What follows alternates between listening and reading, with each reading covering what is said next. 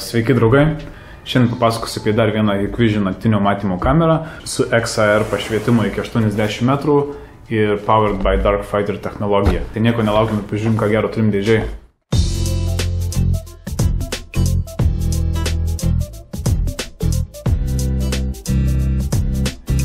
Tai šiandien ant stalo turim 4 megapikselių bullet tipo kamerytę. Kaip ir minėjau, kamera yra Powered by Darkfighter modelis. Šiuo metu yra viena iš populiariausių kamerų. Mano ant stalo turimas modelis yra 4 megapikselių, taip pat turim 2 bei 8 megapikselių. Jie yra bullet tipo, bet būtent šis modelis yra visose standartiniuose korpusuose. Taip pat turim ne vien baltus, bet ir juodus korpusus. Kamera turi 4 mm fiksuotų židinio nuotolio objektyvą. Taip pat turim ir 2, 4, 6, 8 bei 12 mm versiją.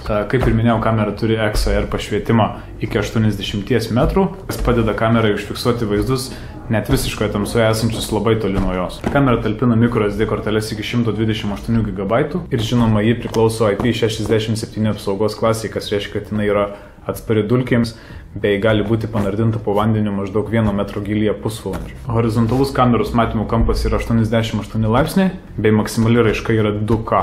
Žinoma, kamera turi visus pagrindinius Hikvision dalykus, tokius kaip linijos kirtimo aptikimas, įsibrovimo aptikimas, be priežiūros palikto bagažo aptikimas ir kitos funkcijos. Vėlgi apie visas funkcijas turbūt neįsiplėsiu. Jeigu manant, kad reikėtų padaryti atskirą video ir papasakoti apie visas šių kamerų funkcijas, būtinai palikit komentarą apačioje ir pasistengsim tokį video padaryti. Tai va, manau, reikia išpakuoti ir pažiūrėti, ką gero turim dėžėje.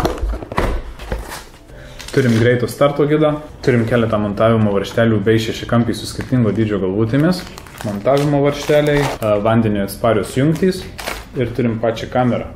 Taip pat prie kameros yra montavimo bazė. Šoniniai kameros daly turim didesnių šešiakampio varžtelius, kuriuos reguliuojant galima keisti kameros montavimo poziciją, o apatiniai kameros daly turim 2 paprastus varžtelius, kuriuos atsukus galėsim nuimti dangtelį ir ten rasti microSD kortelės vietą bei reset mygtuką. Pačiam kameros priekį matom vieną didelį lęšį. Šią kamerą, kaip ir visas kitas IP kameras, galima pamaitinti per PoE, taip pat jie turi ir atskirą maitinimo kištuką. Tai dabar pabandysim šią kamerą pajungti ir padaryti keletą jos testų tamsoje. Taip pat ją palyginsim su dar 2 kitokiam kamerom, su ColorVu kamera bei 5 serijos Darkfighter kamera. Jeigu norit pamatyti šios kameros palyginimą, paspauskite ant I raidelės esančios čia. Ant I raidelės esančios čia. Nuorodą taip pat įkelsiu į aprašymą apačioje. Tai dabar keliamės kažkur kitur ir padarom keletą šios kameros testų tamsoje. Tai pabandysim pajungti. Tiksliau ne aš, o Tomas pabandys pajungti visą šitą dalyką. Pasikabinom 3 kamerytės, kad ir labai čia taip laikinai su užtraukėjais, bet turėtų testui suveikti šitas metodas. Tai va, susidėjom ant medžio šiokią tokią testinę situaciją. Pabandysiu įeiti į kadrą. Dabar matot vaizdą iš Powered by Darkfighter. Taip pat pritraukiam automobilio valstybinius numerius. Irgi dienos šviesoje galim palyginti, kaip jie atrodo. Laukiam, kol sutems ir bandysim patestuoti kameras tamsoje. Ok, tai pratestuosiu dabar Powered by Darkfighter kamerą. Turim po 11:26. Pakankamai tamsu. Pradžiai praeisiu visiškoje tamsoje, kaip dabar yra. Pažiūrėsim, ką rodo AR pašvietimas. Ir tada pabandysiu jungti namuose kažkokią šviesą, kad nuo lango kažkiek kristų šviesos ir pažiūrėsim, kaip kamera reaguoja su bent šiek tiek pašvietimu. Pabandau praeiti dabar.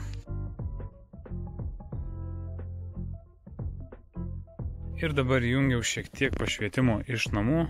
Tai pro langą kažkokia šviesa krenta. Pažiūrėsim, kaip dabar rodys.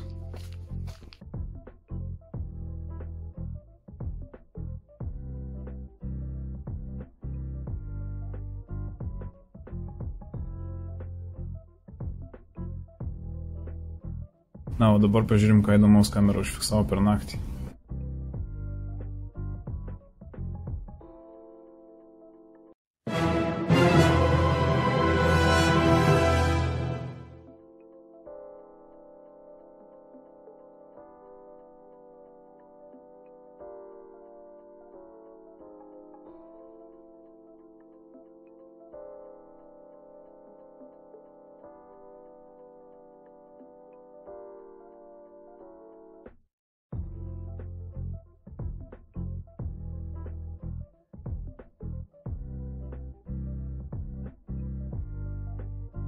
Tai trumpai apibendrinant Powered by Darkfighter kamerą. Galiu pasakyti, kad rezultatai yra geresni negu pats tikėjausi. Kamera tiek šviesoje, tiek tamsoje rodo tikrai kokybišką vaizdą. Įjungus HLC funkciją, kamera puikiai tvarkosi slopindama per ryškias šviesas ir atspindžius, kas leidžia jai aiškiai filmuoti automobilių valstybinius numerius. Nors iškart pakabinus kamerą priešais ją tą pačią naktį atsirado voratinklis, netikrų suveikimų buvo tikrai ne per daugiausiai. Ir jeigu būtumėm šią kamerą sumontavę šiek tiek kitaip, tai manau naktinis AR pašvietimas, kuris yra iki 80 metrų, jeigu jis nebūtų nukreiptas į žemę, būtų užfiksavęs dar ryškesnį vaizdą. Bet jeigu jums patiko šita trumpa apžvalga, nepamirškite uždėti laiką, užsiprenumeruoti kanalą ir šią Powered by Darkfighter kamerą taip pat palyginau su Color V ir tikra Darkfighter kamera. Tai jeigu norite pamatyti šios kameros palyginimą, nuorodą rasite apačioje aprašyme. Būtent šias ir kitas mano apžvelgiamas Hikvision kameras galite įsigyti mūsų internetinėje svetainėje hikvision.lt. Nuorodą taip pat įkelsiu apačioje. Tai manau tiek šiam kartui ir susitinkam sekančiam epizode. Iki. Hikvision Color V kamerytė, kuris spalvotai filmuoja tamsoje, turi ledinį pašvietimą ir yra turbūt idealiausias variantas jūsų sodybai.